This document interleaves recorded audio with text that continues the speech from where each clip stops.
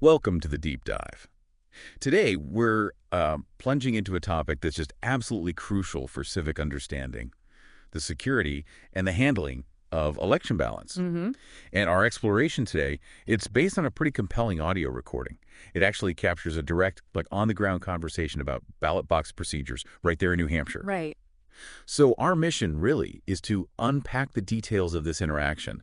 We want to contrast what was supposed to happen with what people actually saw and, try to grasp the questions and concerns that came up about handling these really vital materials securely. And what's really illuminating here, I think, is that this isn't just about one single event, right? It's more about understanding the intricate nuances, how election integrity is maintained or sometimes significantly questioned at a very, very granular level. Yeah, down to the details. Exactly. So we'll look at the official descriptions, what should happen.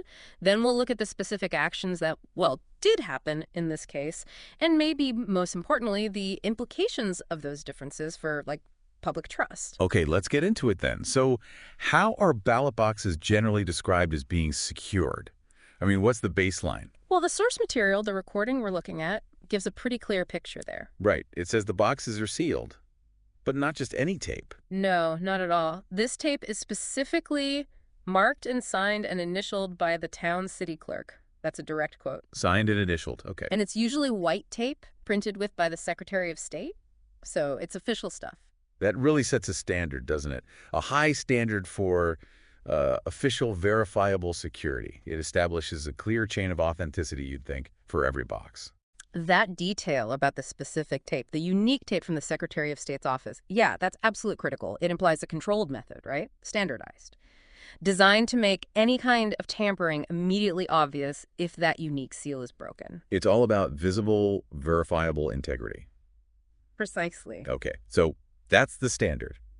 But the narrative, it takes a pretty crucial turn here. The audio introduces a central point of contention, a big change in how ballots were stored on one specific night. Yeah, this is where things get interesting. So traditionally, or at least, previously in this context, the ballots were stored in a vault. A vault sounds secure. It does. And it's described as having a key-carded door which has electronic entry records. Now think about that for a second. A key card system, it doesn't just give you physical security. Oh, it gives you a record. Exactly. It creates an audit trail. Every single entry is logged. And that's fundamental for transparency and accountability, isn't it? It relies on actual data you can check, not just trusting someone. Verifiable data. Okay. But on this particular night, the audio says the ballots were not put in that vault. Correct. Instead, they were, and again, this is a quote, being left in the room. Just a room. And the observer in the audio, they picked up on this straight away. They asked directly, it's a different procedure tonight, right? Mm-hmm. And pushed it further. Yeah, asking, there was a reason that the ballots are not going to be in the vault tonight. Yeah. You can hear the questioning tone. That immediate questioning, it really highlights how important consistency is. And clear communication, especially when you deviate from established protocols, people notice. So what were the observers' specific concerns about this room versus the vault? Well, they were incredibly specific, actually, and quite insightful. First, they point out the room doesn't have a key card. That's a big difference right there. Okay, no key card. What else? Even more critically, they directly observed, quote, I watched the janitor come in there, meaning the room with physical keys. Ah, physical keys, not a key card. Right. Which suggests, less stringent access control. And importantly, unrecorded access compared to the keycard system for the vault. Which logs everything. Exactly. And they even checked if the vault was maybe just full. They asked, is the vault full? And the answer they got back was a clear no. So the vault wasn't full, but they used the room anyway. Correct. And for the observer, this wasn't just a small thing. They called this deviation pretty significant.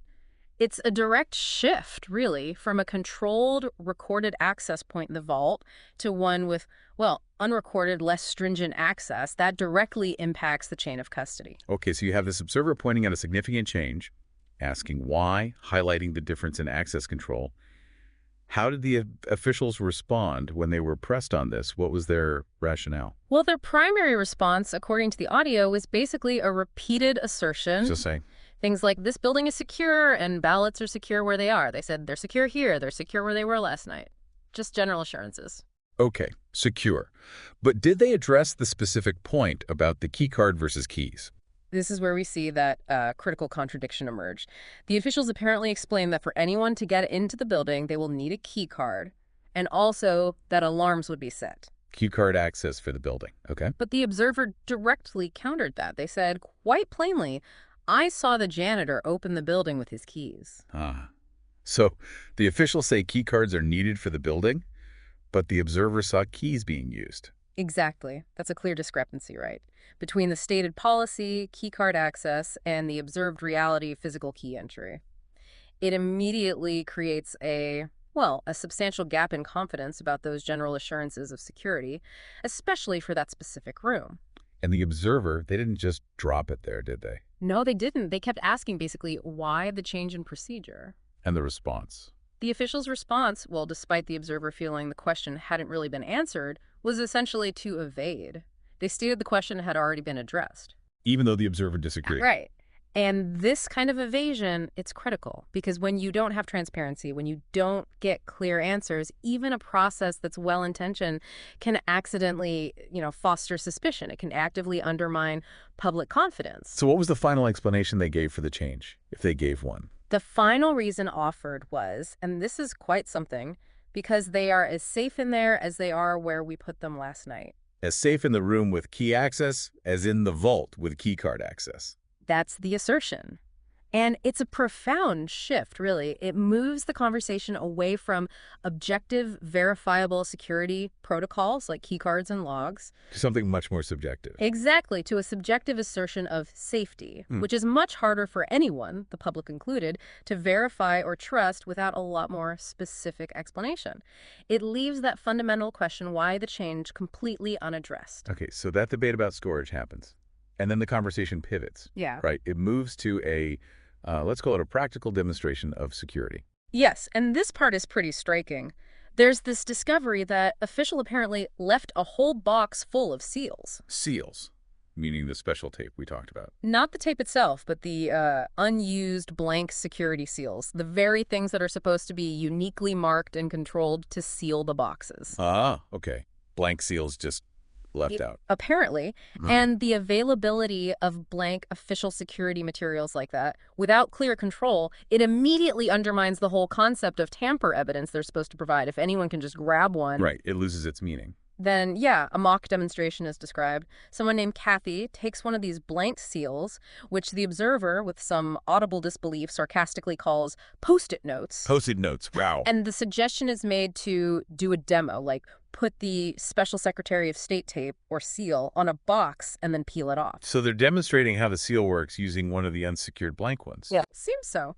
And this demonstration, which was maybe intended to show how secure the seals are, ironically ends up highlighting the vulnerability of the system when critical components, like these official seals, aren't securely managed or accounted for.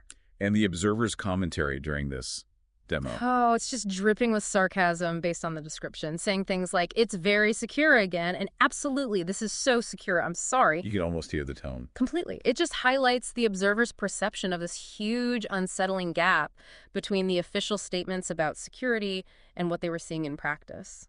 Any other observations around that? Yeah, the observer also pointedly notes that officials left them here, meaning the seals, and they left them unlocked, and this is the city, sort of emphasizing the lack of basic security for these sensitive items. Unlocked. And then there's this sarcastic reference to security being like, putting a piece of paper over the door. Yeah. It's this potent mix of direct observation and really pointed commentary that just underscores the tangible, perceived lack of robust security measures in practice, especially concerning something as sensitive as ballot seals. Okay, so we've unpacked the procedures, the change, the questions, the responses, this seal situation.